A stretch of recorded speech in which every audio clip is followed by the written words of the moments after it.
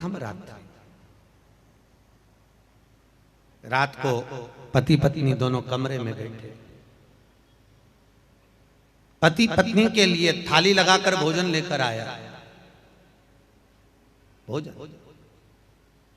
और पति पत्नी से कहता ले भोजन कर ले खाना खा ले, रोटी खा ले, फल के खा ले। पत्नी ने कहा मम्मी पापा ने खाया, अरे मैं तेरे लिए लेकर आई हूं, तू खाती क्यों नहीं है, ले खा।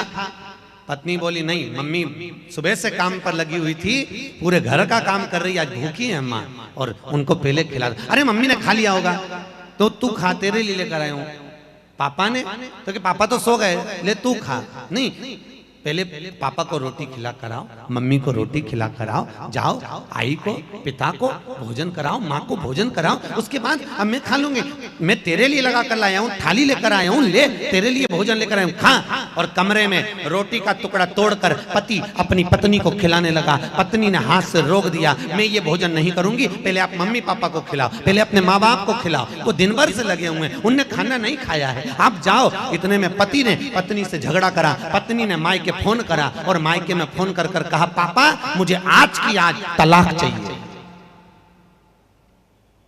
मुझे अभी की अभी तलाक चाहिए। पिता ने कहा बेटा हुआ क्या ऐसा, बस आप मुझे तलाक दिलवाइए। पिताजी ने समझाया बेटा पहली रात्रि है, तुम दोनों अभी बातचीत करो, मिलो तो सही मालूम पड़ेगा जीवन क्या है। नहीं पिताजी मुझे तो तलाक चाहिए अभी की अभी, आप दे रहे हो कि मैं सुसाइड करूं। बाप आया, आधी रात को अपनी बेटी को लेकर गया, दूसरे दिन तलाक के कागज तैयार हुए, लड़की का तलाक हो गया। लड़का अपनी जगह, लड़की अपनी जगह, दोनों की शादी अलग अलग जगह हो गई।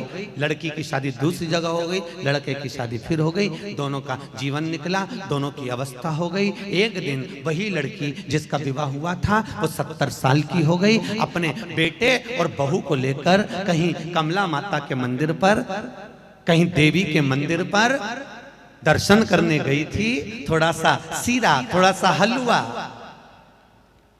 थोड़ी पूरन पोली बनाकर लेकर गई थी, माता को भोग लगाया, बाहर आकर भिखारियों को बांट रही थी। उसी भिखारी में एक भिखारी और बैठा हुआ था। इतने में वो बूढ़ी माँ ने उस भिखारी को देखकर कहा तुम मुझे पहचान गए? उसने कहा पहचान गया, मैं भी आपको पहचान गई, आपकी और मेरी शादी हुई थी और एक रात्रि के बाद अपन दोनों का तलाक हुआ था।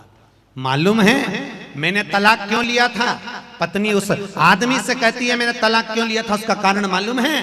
क्योंकि जैसे आज तुम भीख मांग रहे हो, उस जगह पर मैं भी भीख मांगती मिलती, क्योंकि जो अपने माँ बाप का नहीं होता उसकी औलाद कभी उसकी नहीं होती, जो अपने माता पिता का नहीं होता कभी उसकी औलाद उसकी नहीं हो सकती। मैं भी यहाँ भीख मांगते हुए दिखती, इसलिए मैंने रात में ही तलाक ले लिया। मुझे मालूम था आप झुको, आप प्रणाम करो, आप नमन करो, आपके बच्चे आपके प्रति समर्पित रहेंगे, पक्का है। हम सुधरेंगे, युग सुधरेगा, हम बदलेंगे, युग बदलेगा। थोड़ा तो बदलो रे। अरे ओ करमाला वालों,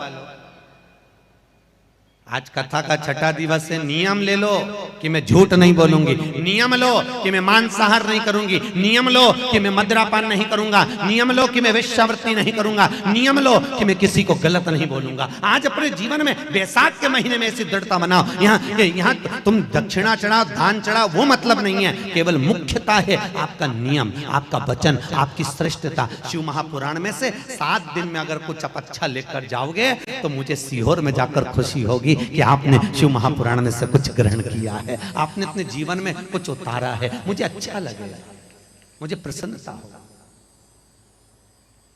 और मालूम पड़े जैसे थे वैसे की वैसी रहोगे तो घर के लोग कहेंगे इतनी कथा सुनी, जैसी थी वैसी की वैसी। क्या मतलब, क्या मुंह न रहो। जैसे जैसे बुढ़ापा आते जाए थोड़ा मौन हो जाओ। क्या हो जाओ? मौन, चुप। बुढ़ापे में ज्यादा नहीं बोलना, मौन, चुप रहो। शिव नेत्र बंद करे, बालक हुआ अंध का सुर, और अंध का सुर जब हुआ पार्वती जी बोल रही हैं आपका पुत्र है। शंकर भगवान कह रहा मेरा पुत्र नहीं है, मेरे नयन अश्रु से प्रकट हुआ, पर मैंने नेत्र बंद करे उसके बाद प्रकट हुआ। दिन में आए तो उसका स्वागत है, रात को आए तो वो स्वागत के तुल्य नहीं है। मध्य रात्रि में क्यों आए?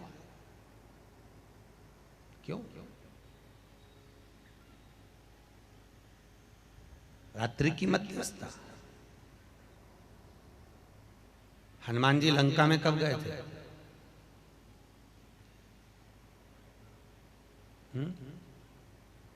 हनुमान जी लंका में दिन में गए थे कि रात में गए थे? जब लंका में प्रवेश कर रहे थे, आप लोगों ने रामायण सुनी है ना? हमको तो बोल रहे थे श्रेणी जी के यहाँ पर रामायण हुई है, जल्दी बोलो यहाँ रामायण हुई है तो बताओ जल्दी से। हनुमान जी लंका में कब गए थे? दिन में कि रात में? दिन में नहीं, रात में। तो एक बात ये बताओ, संत साधु गुरु देवतुल्य ये किसी के घर अगर जाते हैं तो दिन में जाते हैं कि रात में? संत तो दिन में जावे, गुरुजन तो दिन में जावे। हनुमान वो संत थे जिनको दिन में जाना था, पर हनुमान जी दिन में नहीं गए, हनुमान जी रात्रि में गए। रात में जाने का कारण से केवल हनुमान जी का ये था कि मैं रात को जाऊंगा, क्योंकि निशाचरों को पहचानना, गलत व्यक्ति कैसा है, सामने वाला व्यक्ति अच्छा है कि बुरा है, ये रात को ही मालूम पड़ सकता है। तुम भी जब यहाँ से रात को जाओगी ना रोड पे से, तो दो चार तो किनारे पे पड़े पड़े मिल जाएंगे, मालूम पड़ता अच्छा है कि ये रात को। दिन में नहीं मान, दिन में तो इतना बढ़िया टीकी बिंदी सब लगा के बढ़िया चकाचक, पर रात के मालूम पड़े कि ये क्या है। हनुमान जी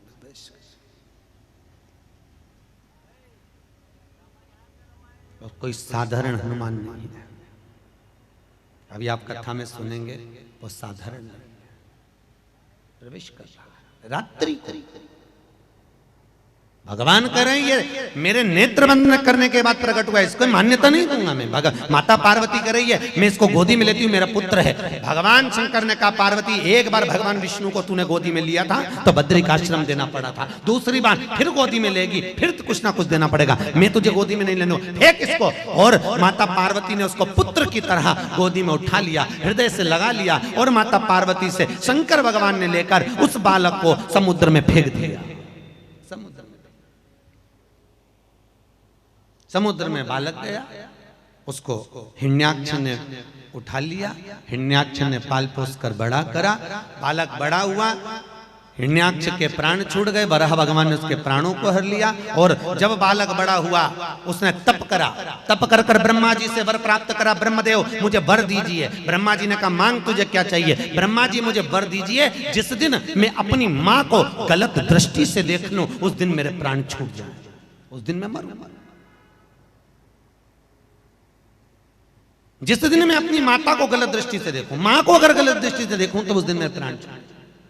अब हिरण्याक्ष ने इसको बताया था कि तेरी कोई मां नहीं है, तेरा कोई पिता नहीं है, तेरा कोई भाई नहीं है, तू तो आज जन्मा है, समुद्र में बहकर आ गया था, मैंने तुझे बड़ा करा, ना तो कोई तेरा पिता ना तेरी कोई माँ। तो ये बड़ा खुश हो गया कि मेरी कोई माँ ही नहीं है जन्म देने वाली, तो मैं मरूंगा ही नहीं, मैं तो आज अमर हो गया। इसलिए इसने वर मांगा, तो मांगा ये कि जिस दिन मैं अपनी माता को गलत दृष्टि से देखूं उस दिन मैं मरूं, उस दिन मेरे प्राण छूटे। अब तो इसने उपद्रव मचा दिया, पूरी पृथ्वी पर जब उपद्रव मचाया, और बाद में इसने कहा, अंधकासुर बोला दूतों से, दूतों जाओ मेरे लिए कोई सुंदर कन्या को देख कर लाओ जिससे मैं विवाह करूं। इतने में एक दूत बोला, जो सुंदर कन्या थी उसको तो शंकर जी ले गए, हिमालय राज की बेटी। इतने में अंधकासुर बोला क्या इतनी सुंदर थी वो? इतनी सुंदर? अरे वो इतनी सुंदर थी कि आप जान नहीं सकते, इतनी सुंदर, इतनी सुंदर। तुरंत अंधकासुर ने कहा तो क्या हुआ, अगर वो शंकर भगवान की धर्म पत्नी बन गई तो क्या होता है, मैं उसको अपनी पत्नी बनाऊंगा। और अंधकासुर मां जगत जननी जगदम्बा अम्बा मां देवी को उस पार्वती माता को देखने के लिए कैलाश पर चले गया। माँ तो माँ है। आपको पहले भी कथा में कहा, जितनी बहू सुंदर नहीं दिखती उससे ज्यादा सुंदर घर की माँ दिखती है। क्यों? Old is gold. उसका तेज पुंज, उसका तप, उसकी साधना, उसका भजन, जो माँ दिन भर भजन करती है अपने प्रेम से। अगर भजन नहीं भी करती माँ तो प्रेम से भोजन तो कराती है, प्रेम से लाड़ तो लड़ाती है, सबके प्रति समर्पण तो होता है। उसने अपना जीवन भगवत भजन में जो निकाल दिया है। बहुओं को बुरा नहीं लगना चाहिए इस बात का। लगा तो नहीं कि तुमसे ज्यादा सुंदर तुम्हारी सास? अगर बुरा लग जाए तो घर जाके 2 रोटी ज्यादा खाना। बुरा लगे?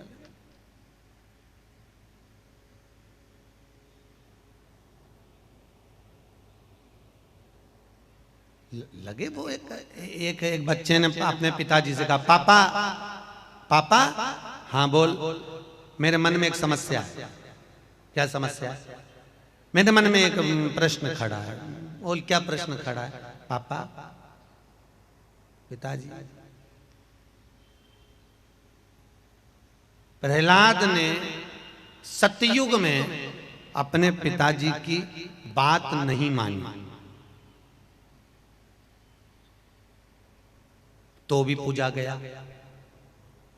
बच्चे ने पापा से प्रश्न किया, सतयुग में प्रहलाद ने अपने पिताजी की बात नहीं मानी तो भी पूजा गया, और त्रेता में राम जी ने अपने पिता की बात मानी तो भी पूजा गया। प्रश्न केवल इतना सा अड़ा हुआ है पापा कि मैं तुम्हारी बात मानूं कि नहीं मानूं। बाप ने बाल खुजाए कैसी औलाद पैदा करी है, कहां से लाया? बाप ने कहा, बेटा सतयुग और त्रेता को छोड़ कलयुग चल रहा है, तुझको और मुझको इस कलयुग में अपनी माँ का कहना ही मानना पड़ेगा। ये जाने दे कि बाप की सुने कि नहीं सुने। बहुत छोट, जो प्रेम से बोल रहा हो, जो करुणा से जुड़ा हुआ, जो आसक्ति को छोड़कर भगवत भजन में डूबा हुआ, उससे प्रेम। आसक्ति।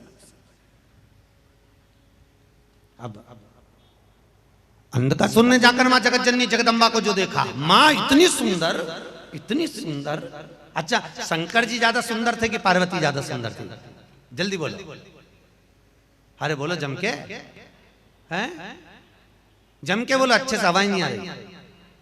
पार्वती। भाई लोग आपका क्या विचार है? ओ बाबू बोलो तो सही, दोनों में सुंदर कौन था, पार्वती की शंकर? आज तो बोल लो भाई, जाने दो, आज ही तो मौका मिला है बोलने का, कल के बाद तो वापिस तुम्हारी हालत ढीली है। कहा बोलत रहे। शंकर और पार्वती में सबसे ज्यादा सुंदर कौन थे? दोनों में सबसे ज्यादा सुंदर मेरे महाकाल, मेरे त्रिकालदर्शी कैलाशी, मेरे शंकर सुंदर थे।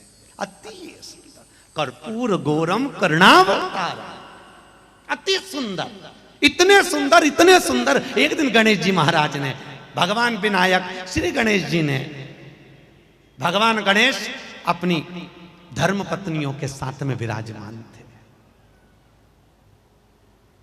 धर्म पत्नी कितनी है?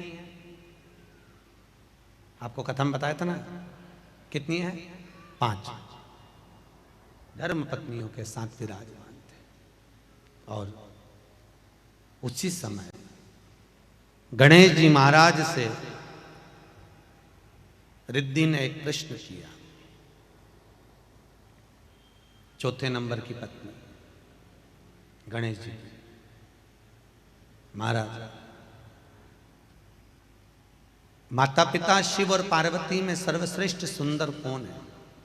अति सुंदर।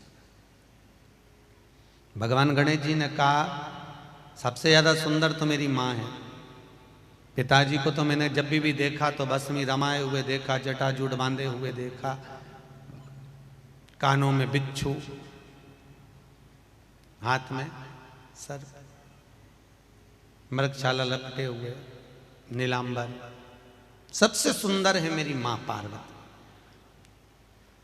पर रिद्धि बोली, नहीं प्रभु, मेरा मन करता है कि शिवजी जैसा, पिताजी जैसा कोई सुंदर नहीं होगा। एक बार मेरा मन है कि इन दोनों को गंगा स्नान के लिए लेकर चला जाए। कहाँ ले जाया जाए? गंगा स्नान। शंकर पार्वती को लेकर श्री गणेश जी महाराज चंद्रभागा नदी के तट पर पहुंचे। कहां पहुंचे हैं? चंद्रभागा।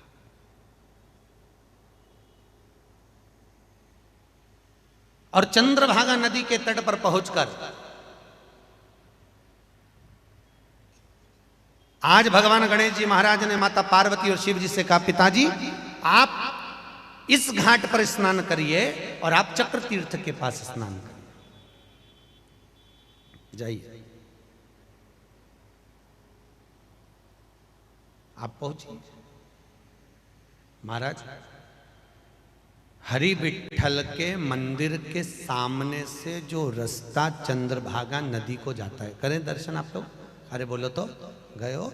सामने जो रास्ता जाता है, रास्ते पर आप सीधे नदी के सम्मुख में जब पहुंचेंगे तो लेफ्ट का जो भाग है वो निर्मल घाट है और राइट का जो भाग है वो चक्रतीर्थ घाट है, चंद्रभागा। स्कंद पुराण अगर आपने सुनी हो तो स्कंद पुराण में ब्रह्मखंड के अंदर आपको चंद्रभागा नदी का प्रमाण मिलेगा। ब्रह्मखंड चक्र, आप इधर स्नान करिए। शंकर भगवान, पार्वती तो नहाने जाती, उतनी देर में भगवान भूत बावन भूतेश्वर भोलेनाथ चंद्रभागा में कूदे और चंद्रभागा नदी में जैसे ही स्नान कर कर मेरे शंकर बाहर निकले, निकलते से ही गणेश जी महाराज का तो हृदय जल गया, गणेश जी का चित्त जल गया, मन जल गया। गणेश जी का हृदय जला। भगवान शंकर को देखकर गणेश जी का मन जला। इतने में सिद्धि ने, भगवान गणेश जी महाराज की 5वें नंबर की पत्नी सिद्धि बोल दी, प्रभु मैंने बोला था ना, रिद्धि सही कह रही थी, शिव जैसा कोई सुंदर नहीं। गणेश जी ने जाकर शंकर भगवान के हाथ जोड़े, विनती करी, पिताजी मैंने आपसे अपनी जिंदगी में कभी कुछ नहीं मांगा। चंद्रभागा नदी के तट पर पिता भोलेनाथ से, भगवान शंकर से गणेश जी ने वर मांगा। गणेश जी महाराज ने पूरी पुराण उठा के देख लो, सारे शास्त्र उठाकर देख लो, गणेश जी ने लोगों को दिया है, कभी मांगा नहीं है। अष्ट सिद्धि नवनिधि के दाता भगवान श्री गणेश जी महाराज रिद्धि सिद्धि के प्रतीक, आनंद लेने वाले, वो दुनिया को दिए हैं पर मांगा नहीं। पर चंद्रभागा नदी के तट पर पांडुरंगा हरि विठ्ठल की साक्षी में भगवान गणेश जी महाराज ने वहां पर अपने पिता से मांगा, शंकर से मांगा, भोलेनाथ से मांगा। भोले बाबा, भोले बाबा, पिताजी ने कहा बोल क्या चाहिए गणेश? गणेश जी कहते, पिताजी आज चंद्रभागा नदी के तट पर मुझे वर दीजिए कि आज के बाद आप कभी भी बिना भस्म के, बिना मृगछाला के, बिना जटाजूट के नहीं दिखोगे। शंकर भगवान ने पूछा क्यों? कारण बता। गणेश जी बोले, पिताजी मैं अपनी मां से ज्यादा सुंदर किसी को देख नहीं सकता, मैं अपनी मां से ज्यादा सुंदर किसी को नहीं देख सकता। और आप मेरी मां पार्वती से ज्यादा सुंदर हो, और अगर मेरी मां से ज्यादा सुंदर हो तो मुझे अच्छा नहीं लगेगा, क्योंकि मेरी मां से ज्यादा सुंदर मैं दुनिया में किसी को नहीं देखना चाहता। ये गणेश जी का प्रश्न नहीं, तुम्हारे पतियों का भी प्रश्न है। एक दाल सब्जी भाजी तुम बनाती हो और एक दाल सब्जी भाजी तुम्हारी सास बनाती है, तुम्हारे पति की मां। कभी कभी तुम्हारे पति के मुंह से निकल ही जाता है, मेरी मां जैसी भाजी सब्जी तो नहीं बना सकती, परंतु बेचारा बोल नहीं सकता, क्योंकि बोले तो जली हुई रोटी मिलना चालू हो जाती है। बोले तो बोले क्या? सब्जी तो मेरी माँ के हाथ की, भाजी तो मेरी माँ के हाथ की, सब्जी मेरी माता के हाथ की, बड़ी बड़ी अच्छी बना। मेरी मम्मी बहुत अच्छी दाल बना, कड्डी अच्छी बनाती है, पूरन पोली अच्छी बनाती है, कुड़लई अच्छी बनाती है। कुछ कुछ अच्छी माँ कुछ ना कुछ ऐसा बना देती है कि बच्चों को वो अच्छा लगता है, परंतु वो पत्नी से कह नहीं सकते, क्योंकि खाना तो इसके हाथ का नहीं खाएंगे तो प्राण खाएगी। ठीक, बोल नहीं सकता महाराज। माँ है, आप मेरी माँ से ज्यादा सुंदर नहीं दिख। तो यहाँ पार्वती जी सुंदर दिख रही हैं। उस अंधकासुर को अंधकासुर ने आते से माता जगतजननी जगदम्बा अम्बा भवानी माता पार्वती के स्वरूप को देखा। श्रृंगार देखकर माता पार्वती के स्वरूप को देखकर अंधकासुर ने तिरछी दृष्टि कर कर कहा, अरियो सुंदरी, बड़ी सुंदर हो तुम, पर कहां इस बूढ़े जोगी के साथ में, इस भूतेश्वर के साथ में तुम रह रही हो? तुम्हें तो मेरी अर्धांगिनी बनना चाहिए। बस ब्रह्मा जी से वर यह मांगा गया था, जिस दिन अंधकासुर ने कहा था अपनी मां को अगर गलत दृष्टि से देख लूं उस दिन मेरे प्राण छूट जाए, और आज वो अंधकासुर ने गलती कर दी। आज मां से कह रहा है कि तुम्हें अर्धांगिनी मेरी होना चाहिए। मां क्रोध में लाल हो गई, जगत जननी क्रोध में लाल।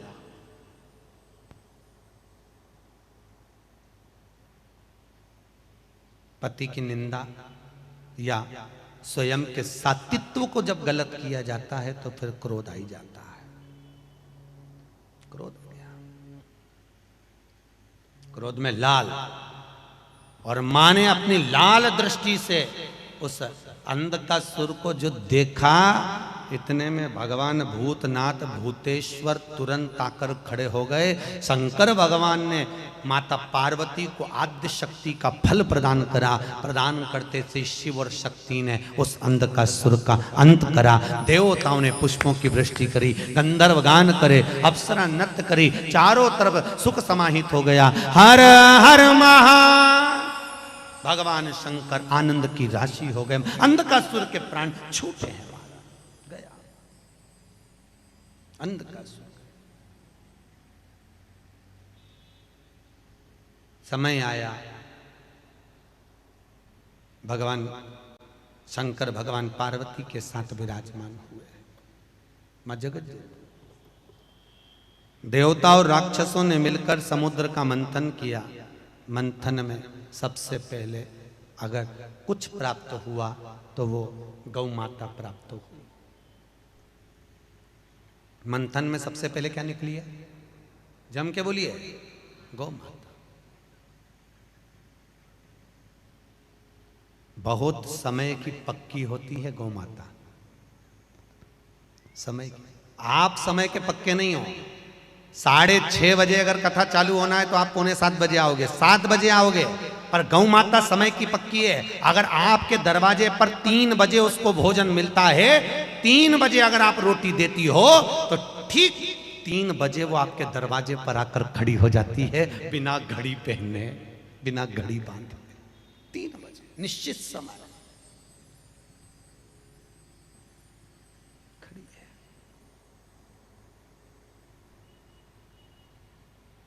आप गाय को रोटी दे रहे हो, गाय आपको क्या दे रही है? अरे बोलो तो सही, क्या दे रही है? आपको पहले भी कथा में कहा गया, 3 को देने से कभी नहीं घटता। गौ माता को देने से नहीं घटता, संत ब्राह्मण को देने से नहीं घटता, और आपको कहा था बहन बेटी को देने से नहीं घटता, बढ़ता है। देव कभी नहीं घटेगा, बढ़ेगा। और तुम जितनी ज्यादा कंजूसाई से बहन बेटी से बचा बचा के रखोगी, छुपा छुपा के रखोगी, गाय से छुपा कर रखोगी, संत ब्राह्मण से बचा बचा कर रखोगी, वो किसी काम का नहीं रहेगा। एक दिन सब धरा की धरा रह जाएगा। क्या पूरा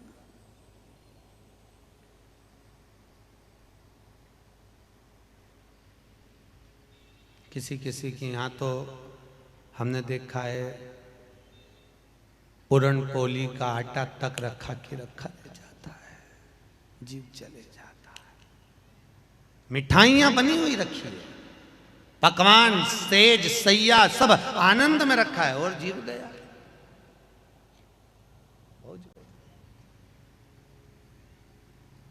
छोड़ा किस काम? इसलिए महाराज, क्या मान करे रे काया का, ये काया माटी मिल जाएगी। राम भज लो, राम भज लो, हरि का नाम भज लो। बड़ी मुश्किल से मिलता है, बहुत कठिन। शिव महापुराण की कथा करमाला वालों अगर मिली है तो बड़ी मुश्किल से मिली है। तुम्हारे पूर्व का पुण्य, शंकर भगवान की आराधना, त्रिपुंड जो धारण करा। मेरे को लगता है करमाला में कई माताएं लिंगायत संप्रदाय से जुड़ी हुई हैं, शंकर की आराधना करती हैं, शिव की आराधना। शंकर ने करुणा करी है आप पर, दया करी कि मिलती है शिव नाम की कथा कभी कभी, होती है अपने भाग्य से शिव पुराण कभी कभी। दौलत को पाके तुम कभी अभिमान ना करो, दौलत को पाके तुम कभी। वाणी बता देती है व्यक्ति का कि स्वभाव क्या है, धन बता देता है व्यक्ति का कि अहंकार कितना है। दौलत को पाके तुम कभी अभिमान ना करो, माटी में मिल जाती है दौलत कभी कभी, होती है अपने भाग्य से शिव पुराण कभी कभी। बेटों को पाके तुम कभी अभिमान ना करो, मेरा बेटा ये, मेरा बेटा वो, नहीं करना अभिमान। बेटा आपका है, और बेटों से भी निवेदन कभी अभिमान मत करना कि मैं कुछ कर कर दे रहा हूं। अपने माता के पिता को मैंने कुछ कर कर दिया, नहीं। बन जाते हैं पड़ोसी ही बेटा कभी कभी, बेटी को पाके तुम कभी अभिमान ना करो। मेरी बेटी इतनी पढ़ी लिखी, मेरी बेटी ऐसी, मेरी बेटी वैसी, मेरी बेटी को मैंने रंगोली सिखाई, मैंने बेटी को अपने को सिलाई सिखाई, मेरी बेटी ऐसी, नहीं। बेटी को पाके तुम कभी अभिमान ना करो, ले जाते हैं जमाई भी बेटी कभी कभी।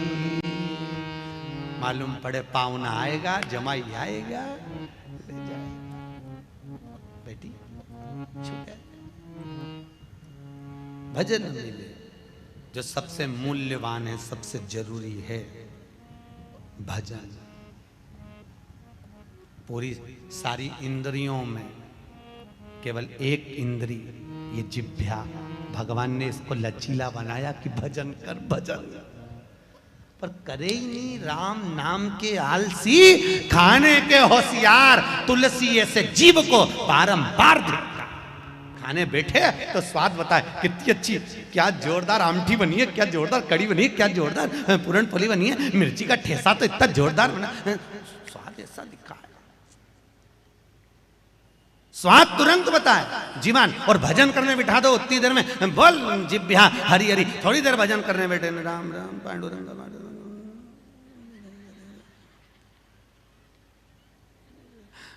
बगल वाली ने एक धर के दिया, सो रही है, तो ऐसी ऐसी काय को कर रही, पांडुरंगा भाग रिया तो बुला रही, भगवान भगवान।